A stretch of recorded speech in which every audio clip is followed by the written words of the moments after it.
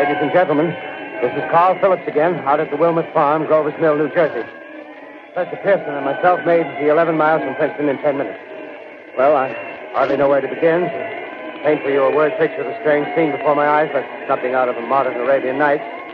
Well, I just got here. I haven't had a chance to look around yet.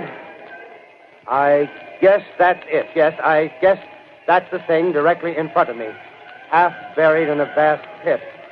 Must have struck with terrific force. The ground is covered with splinters of a tree. It must have struck on its way down. But I can see the object itself doesn't look very much like a meteor. At least not the meteors I've seen. It looks more like a huge cylinder.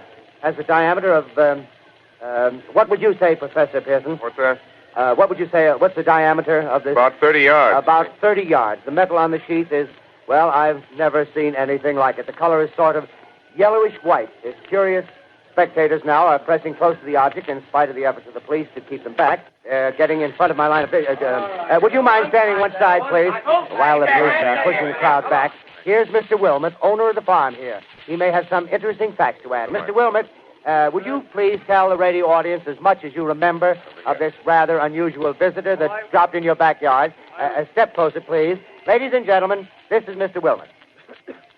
Well, I was listening to the radio. Closer and louder, please. Pardon me? Louder, please, closer. Yes. I was listening to the radio and kind of drowsing.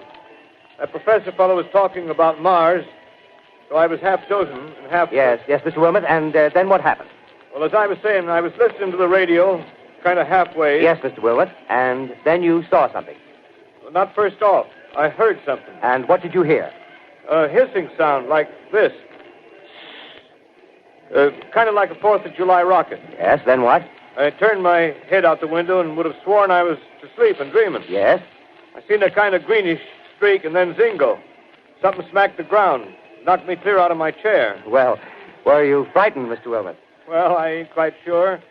I reckon I was kind of riled. Well, thank you, Mr. Wilmot. Thank you very much. Yeah, you want me to tell No, that's some quite more? all right. That's plenty. Ladies and gentlemen, you've just heard Mr. Wilmot, owner of the farm where this thing has fallen. I wish I could convey the atmosphere, the background of this fantastic scene. Hundreds of cars are parked in a field in back of us, and the police are trying to rope off the roadway leading into the farm, but it's no use. They're breaking right through. The car's headlights throw an enormous spotlight on the pit where the object's half buried. Now, some of the more daring souls now are venturing near the edge. The silhouettes stand out against the metal sheen. One man wants to touch the thing. He's having an argument with the policeman. Now, the policeman wins. Now, ladies and gentlemen, there's something I haven't mentioned in all this excitement, but it's becoming more distinct. Perhaps you've caught it already on your radio. Listen, please. Do you hear it?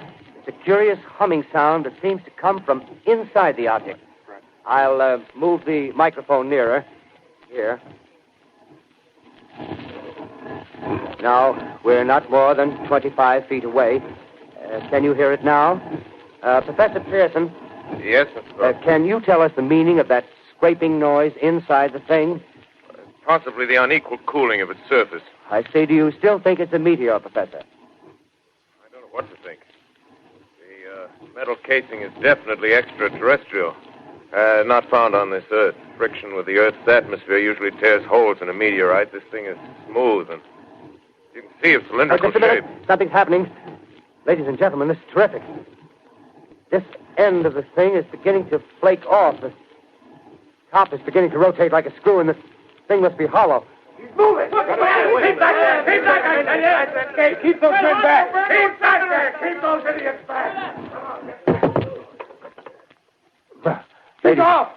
The top's loose. Look out there. Stand back. Ladies and gentlemen, this is the most terrifying thing I've ever witnessed. Wait a minute. Someone's calling someone or something. I can see peering out of that black hole two luminous discs. The eyes, it might be a face, might be almost... But heavens, something wriggling out of the shadow like a gray snake. Now it's another one, and another one, and another one. They look like tentacles to me. Oh, yeah, I can see the thing's body. Now it's large as a bear. It glistens like wet leather, but that face, ladies and gentlemen, it's indescribable. I can hardly force myself to keep looking at it. It's so awful. The eyes are black, and they gleam like a serpent. The mouth is That's kind of V-shaped with saliva dripping from its rimless lips. It seemed to quiver and pulsate, and the monster or whatever it is can hardly move. It seems weighed down by possibly gravity or something. The thing's rising up now, and the crowd falls back. They've seen plenty. The most extraordinary experience, ladies and gentlemen. I can't find words. Well, I'll pull this microphone with me as I talk. I'll have to stop the description till I can take a new position. Hold on, will you please? I'll be right back in a minute.